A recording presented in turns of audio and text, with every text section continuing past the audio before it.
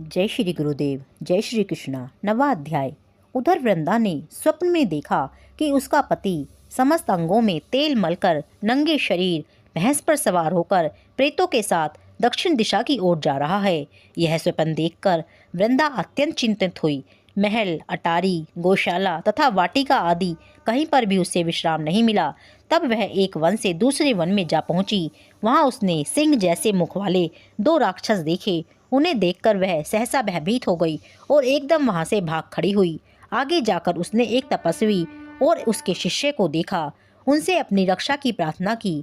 विनय सुनकर मुनि ने अपनी एक हुंकार से उन राक्षसों को भगा दिया।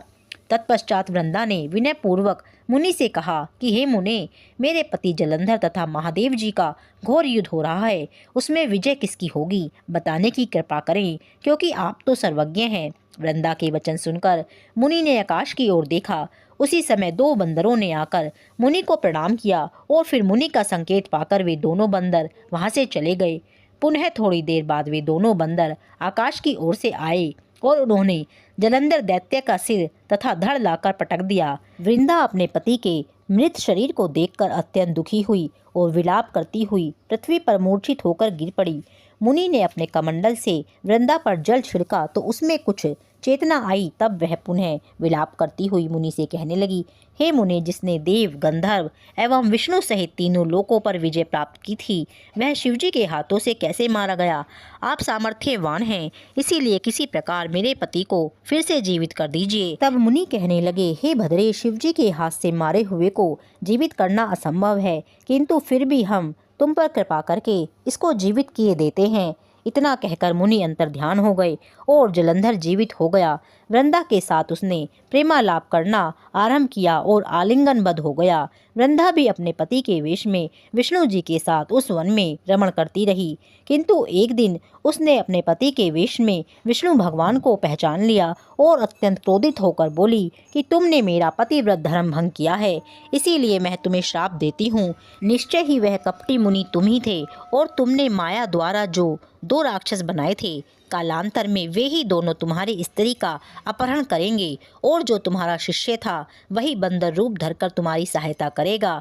फिर कहा कि तुम इसी समय शिला अर्थात पत्थर हो जाओ। नारद जी बोले, हे राजा पृथु, भगवान विष्णु ने देवताओं तथा अपने भक्तों की मनोरथ सिद्धि के लिए यद्यपि पतिव्रता वृंदा का शील भंग किया, तथापि मन ही मन में वे अत्यंत दुखी हुए और बोले, हे वृंदे, तुम्हारे श्राप को ग्रहण करते हुए मैं अवश्य ही शिला रूप हो जाऊंगा, परंतु तुम भी वृक्ष रूप होकर मुझको प्राप्त होंगी।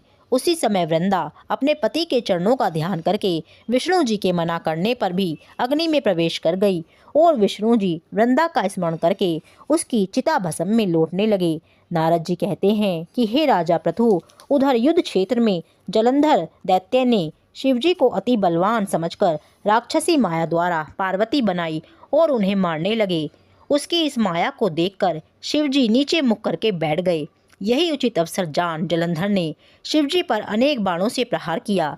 इस प्रकार शिवजी को संकटग्रस्त देखकर भगवान विष्णु तत्काल वहां आए और उन्होंने राक्षसी माया का शिवजी को बोध कराया।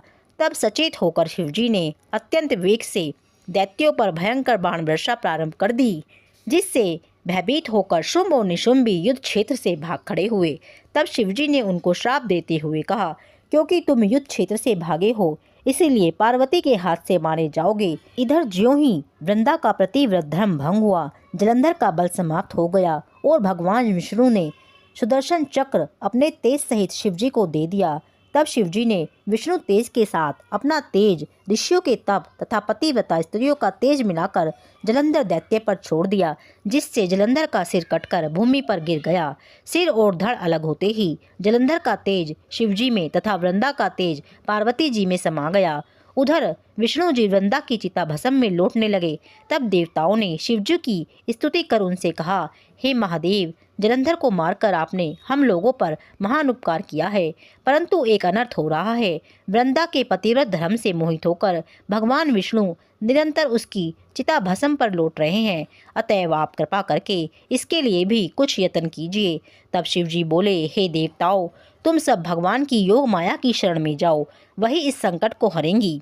तब समस्त देवता योग माया की शरण में जाकर स्तुति करते हुए बोले, हे देवी, आप संपूर्ण जगत की उत्पत्ति, पालन तथा नाश करने वाली हैं। सतोगुण, रजोगुण तथा तमोगुण आपसे ही उत्पन्न हुए हैं। आपकी माया को स्वयं ब्रह्मा जी भी नहीं जानते हैं। ऐसी देवी को हमारा नमस्कार है, जिसके भक्तगण अनादर और मोह को प्राप्त नहीं होते। ऐसी मूल प्रकृति को हमारा नमस्कार है। उस समय देवताओं ने एक तेज देखा और आकाशवाणी सुनी कि रजोगुण, सतोगुण और तमोगुण रूप गौरी, लक्ष्मी और सरस्वती मैं ही हूँ। इन तीनों रूपों से तुम्हारी कार्य सिद्धि होगी, अतएव तुम उन्हीं की आराधना करो। फिर उन तीनों देवियों ने प्रकट होकर 3 बीज देते हुए कहा कि इन तीनों बीजों को जहाँ पर भगवान विष्णु हैं बोकर अपना कार्य सिद्ध करो। देवताओं ने तीनों बीज ले जाकर जहाँ वृंदा की चिता में विष्णु जी लौट रहे थे जाकर बो दिए। उन तीनों बीजों से 3 वृक्ष उत्पन्न हुए। रजोगुणी सरस्वती से आंवला, तमोगुण गौरी से तुलसी और सतोगुण लक्ष्मी से मालती हुई। श्री लक्ष्मी जी ने अपना बीज ईर्ष्यायुक्त होकर दिया था, इसीलिए मालती भगवान की पूजा में निंदित तथा आंवला और तुलसी भगवान की अत्यंत प्रिय हुई। इस प्रकार वृंदा ने वृक्ष रूप हो भगवान शालिग्राम से संयोग किया।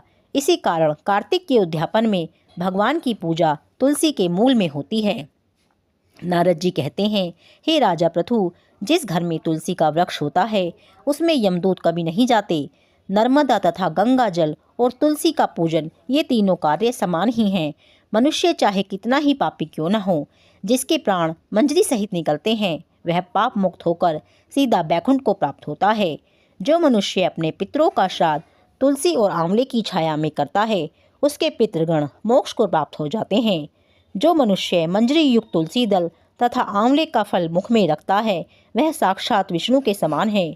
जो मनुष्य कार्तिक मास में रुद्राक्ष की माला तथा आंवले की छाया में भोजन करता है वह धर्म, अर्थ, काम तथा मोक्ष को प्राप्त करता है। हे राजा पृथु, तुलसी और आंवले का महात्म्य स्वयं ब्रह्मा जी भी कहने में असमर्थ हैं। जो कोई श्रद्धा भाव से इस कथा को पढ़ता है या सुनता है वह अंतकाल में मोक्ष को प्राप्त होता है। 9वां अध्याय पूर्ण। जय श्री राधे, जय श्री कृष्णा।